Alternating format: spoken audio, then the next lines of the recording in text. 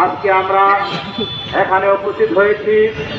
আপনারা জানেন সারা বিশ্ববাসী আজকে উদ্বিগ্ন এই ফিলিস্তিনের উপর যে ইসরায়েলের আগ্রাসন, এই ফিলিস্তিনের উপর যে ইসরায়েলি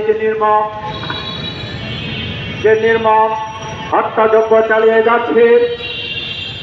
আমরা এই বাংলাদেশ সরকারের কাছে উদাত্ত আহ্বান রাখব, যাতে করে এই যে বিশ্বঘাতক ইসরায়েল, সেই ইসরায়েলের পণ্য এই বাংলাদেশ থেকে যাতে এই দেশের জনগণের উপর চাপিয়ে দেওয়া না হয়। আমরা এই ইসরায়েলের পণ্য ব্যবহার আমরা দূরে থাকবো, বয়কট করব। আমরা ইসরায়েলের পণ্য ব্যবহার করব না।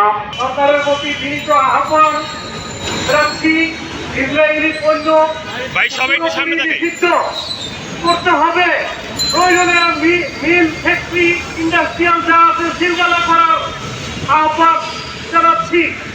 শুধুই না, এবং সমস্ত মুসলমানদেরকে রক্ষা করতে হবে। আল্লাহর দরবারে আমরা মুক্তি পেতে চাই। একজন মুসলমান যদি না খেয়ে থাকে, আরেকজন মুসলমানকে একটু হেল্প করতে হয়। ইসরায়েল যেভাবে আমাদের মুসলিমদেরকে হত্যা করছে, সারা বিশ্বে এটা প্রতিবাদ করতে হবে।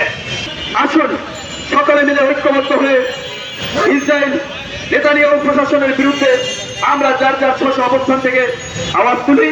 পাশাপাশি বহির্বিশ্বের সকল মুসলিম দেশগুলোকে আমি আহ্বান জানাবো, সকলে ঐক্যবদ্ধ হয়ে যদি আপনারা আওয়াজ তুলেন, তাহলে হয়তো ইসরায়েল এই সাহস আর পাবে না, তারা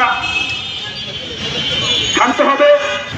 আজকে আমরা ফিলিস্তিনের গাজা, পশ্চিম তীর, রাফা ও রামাল্লাহ সহ বিভিন্ন স্থানে গলিতে বাড়িতে ওই মতো হাজার হাজার লক্ষ লক্ষ শিশুর কান্নার শব্দ শুনতে পাচ্ছি। আজকে ফিলিস্তিনে খাদ্যের দাম স্বর্ণের চেয়েও বেশি হয়ে গেছে। আজকে ফিলিস্তিনে খাদ্য সংকটে মানুষ ভুগছে। একটি মায়ের 4টি সন্তান 4 দিন 4 রাত না খেয়ে মৃত্যুবরণ করেছে। তাহলে কি ফিলিস্তিনের ওই অবস্থ শিশুটি একটি কথাই বলছে না বিশ্ববিদ্যালয়কে যে আমরা আল্লাহর কাছে সব কিছু বলে দিই। আমরা প্রত্যেকেই আমাদের নিজ নিজ জায়গা থেকে আমরা আমাদের ইমানি দায়িত্ব পালন করি। আমরা ইসরায়েলি পণ্য বয়কট করবো। ইসরায়েলি পণ্য কী কী আছে আপনারা জানেন, অস্ট্রিক থেকে শুরু করে কোমল পানীয় থেকে শুরু করে আপনারা দেখে নেবেন। আপনারা খাবেন না। আমাদের বিকল্প হিসেবে আমাদের দেশীয় পণ্য রয়েছে, দেশীয় পানীয় রয়েছে, কোমল পানীয় রয়েছে, আপনারা সেগুলো খাবেন। তাই আজকে আপনাদের প্রতি আমি বিনীত এবং আহ্বান জানাই, ইসরায়েলকে বয়কট করুন। ইসরায়েল বিপর্যয়, ফিলিস্তিন মুক্তি পাক। আমাদের ইমানকে মাপতে যেও না।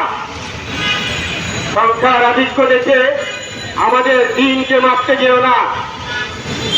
সংগ্রামের সাথী বন্ধুগণ,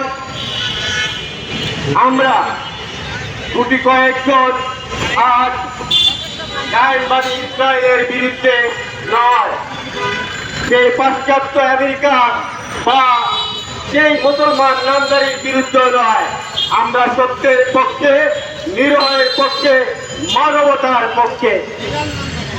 ইসরায়েল আজ, ইহুদি আজ যেভাবে ফিলিস্তিনিদের হত্যা করছে, সারা বিশ্বে যেভাবে মুসলমানদেরকে হত্যা করা হচ্ছে, সেটা মানবতা নয়, মৃত্যুর মানবতাকে উল্লঙ্ঘন করে।